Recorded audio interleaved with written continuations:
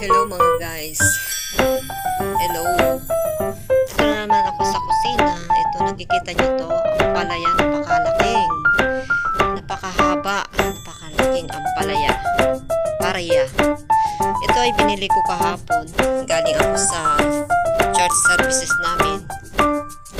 Dumaan ako sa market. Napabili ako ng ganito dahil masarap pala yung salad na hindi mo kailangan iluto. Kasi nga, nagbaon yung isang kasamahan namin doon sa church na nahiwa-hiwa lang siya na hindi naluto. Pero nakita ko yan na naka-plastic. Na hawak-hawak niya. Yung ba, nire-ready niya pala na ibuhos doon sa mangkok. Pero alam ko, lulutuin pa lang yan sa church. Sa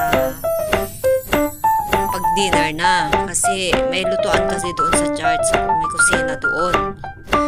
Tanghali yan ng oras na yan. Kakain na kami mga guys. Yun pala. Tapos may bitbit silang suka na nakagarapon. Suka na may sibuyas. Ayun. Binuhos yung suka.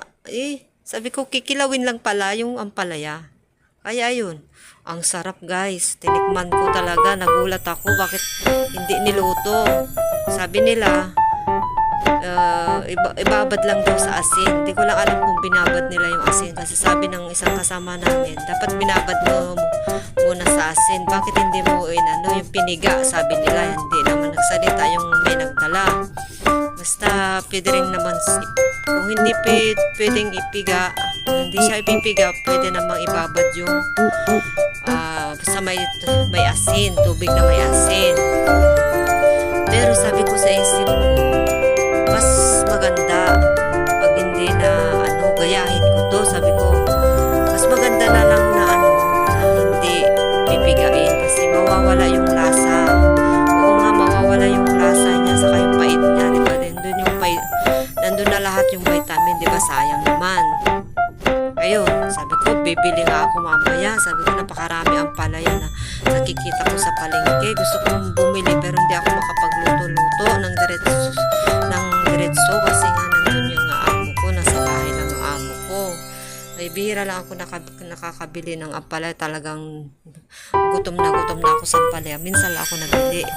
Pero sabi ko, pwede pala akong maggawa na hindi na ako magluto. Magbili na lang pala ako. Tapos kikilawin ko na lang. Gagawin ko na lang salad. Yun. May kamatis. May sibuyas. Pwede naman na lagyan ng kamatis. Kaya yung may suka. Ang sarap guys. Natikman ko. Sabi ko gawa talaga ako. Bili ako yan. Pabili talaga ako tuloy guys. Alam niyo kung ilang piraso yung tatlo. Ilang magkano yan. Yung tatlong piraso. $10. Bale, dalawa yung isang nakaset na doon sa mga lako nila hindi kinikilo. May 2 piraso saka ito yung tatlo kasi paano na kasi ito marami na siyang gasgas kaya ginawa siyang tatlo. Pero yung kasamahan nito sa kabila niya sa side niya, dalawa talaga yung $10. Bali $5 bawat isa. Sabi ko hindi ako nang hinayang, bili ako. Ang dami na pala ito. Sabi ko, iniisip ko ngayon guys kung dadalhin ko to sa Sunday, i-ref ko muna. Hiwain ko na lang lahat. Tapos, stock ko sa freezer para hindi masira. Diba? Tapos, igigisa ko na lang kung hindi na pwedeng isalad kasi mag-ice to magtutubig na to Diba? Pag nalasa freezer na, tapos pangit na pag ilabas mo na. Tapos babad mo ulit sa tubig kasi para mawala yung frozen niya. Kaya iniisip ko ito guys.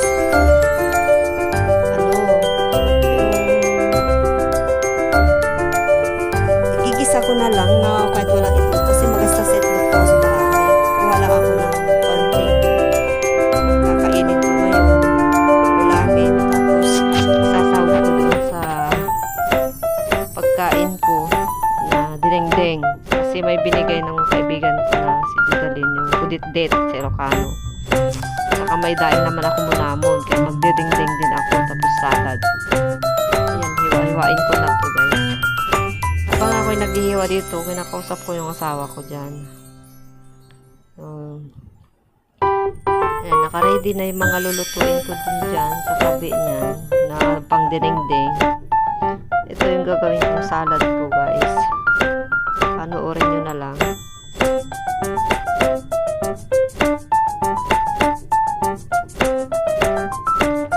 Ang dami, grabe. Hindi ko maubos to, kaya balak ko rin dalhin sa church.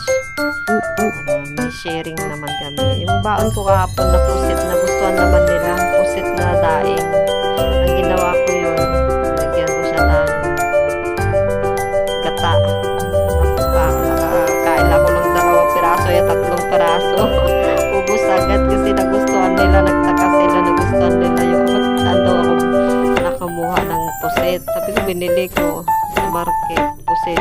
Ang liliit, sabi nila. Siyempre, maliliit na yan kasi nadaing na, natuyo na, lumiit, diba?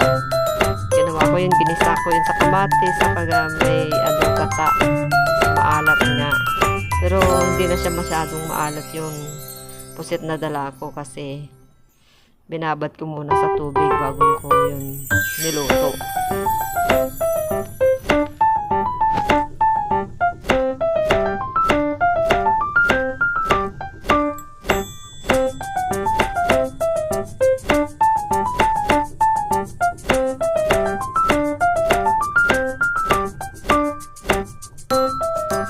Natanggal ko yan, guys, yung mga gas-gas niya. Siyempre yung pagka awak niya yan o kaya doon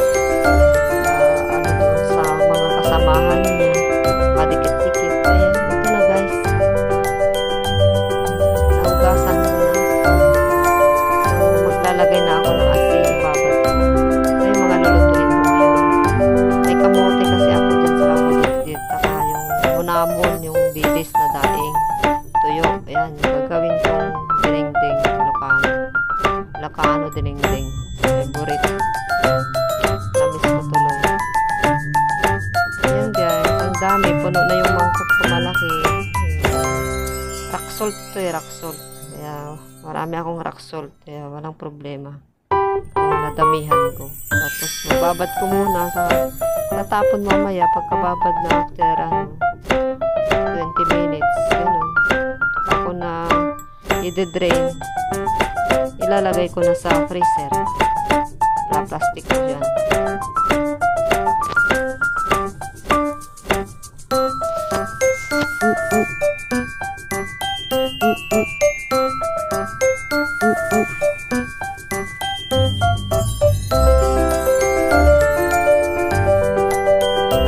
Yan, haluin natin para yung asin matunaw agad.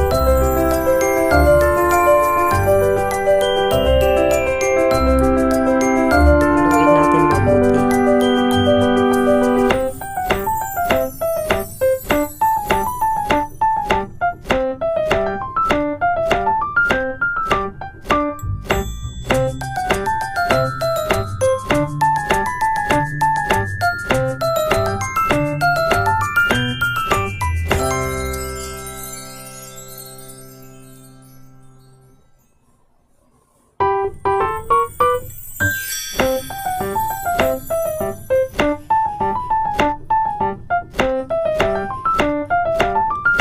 So, dyan na muna, guys. Salamat sa panonood. Bye-bye muna. Bye-bye.